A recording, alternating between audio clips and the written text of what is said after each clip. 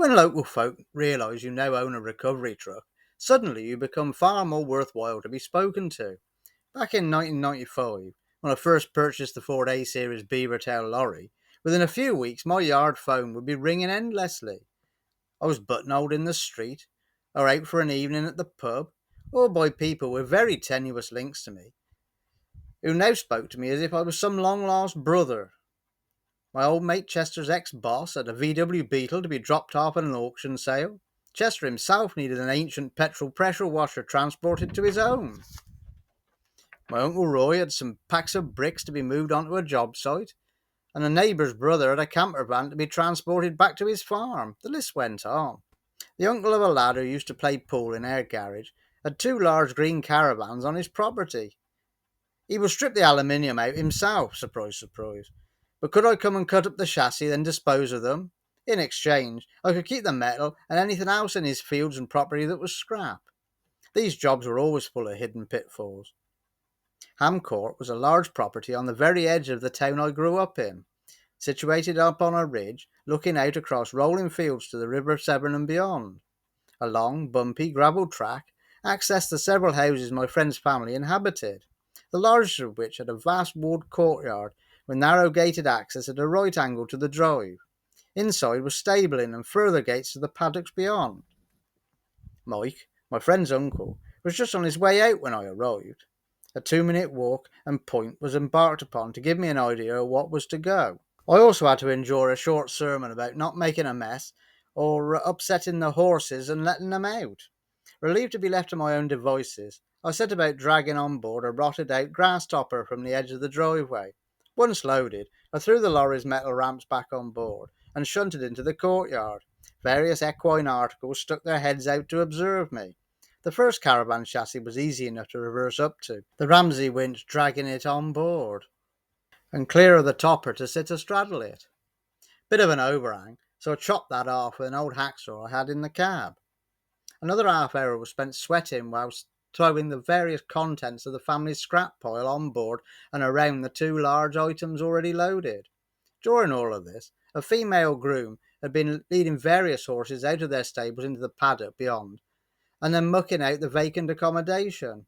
She then saddled up a beast and disappeared upon it, leaving a full wheelbarrow full of horse shit outside each doorway in a line.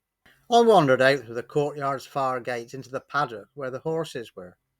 This was to find the last caravan chassis, obviously much older and larger than the previous one, judging by the gauge of the rusty steel, 16-inch wheels fitted, with very seriously flat and elderly tyres. I had planned to either cut it up by hand or come back another day. Mike's sermon had contained a line about it all needing to go before the end of the week, and really I had plenty more jobs to tackle elsewhere if the truth be told. I didn't fancy 2 hours as a hacksaw jockey, this in the days before I had invested in gas cutting gear. Iron the knackered looking ballitch, and with 3 horses in close attendance, I went back to the lorry, slipping through the gate with no escapees in order to grab some tools. The hitch freed off with some copper mallet and WD-40 action. I got the tyres to hold air, albeit with the inner tubes bulging through rotted out sidewalls. Sod it. I would have a go at towing this thing home. It was, after all, only 4 miles down some rural back lanes.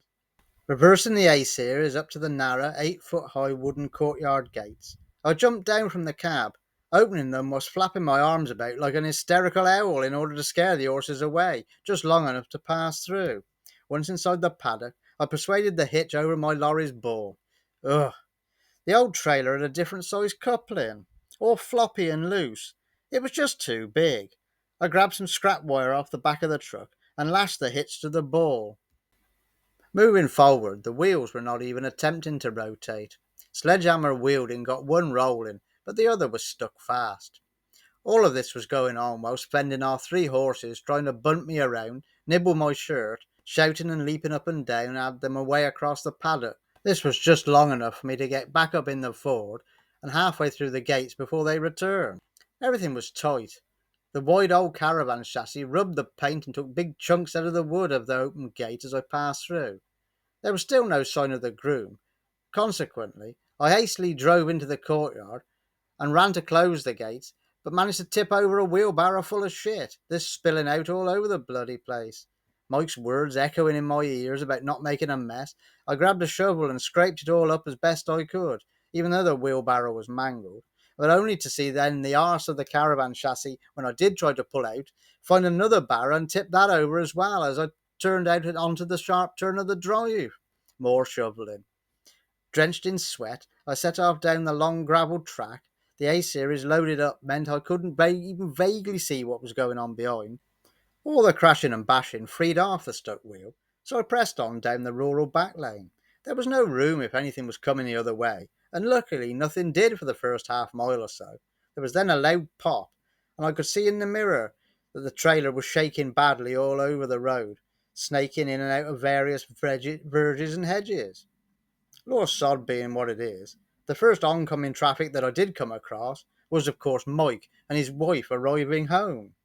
A bollocking up one side and down the other was imparted to me. This before he had even seen the state of his gates, the skid marks all over his drive, and the two mangled wheelbarrows.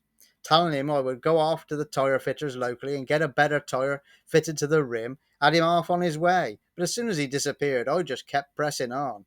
By the time the next 4 miles had passed by, the rim was down on the road, making a terrible graunching noise. But luckily I saw no one else and ground off into the yard, safe and sound. Hello there. Thank you for watching this video. If you've enjoyed this one, would like to see a few more, please like, share and subscribe. It really helps me out. It is appreciated. It does mean a lot. All the best to you all, and take care.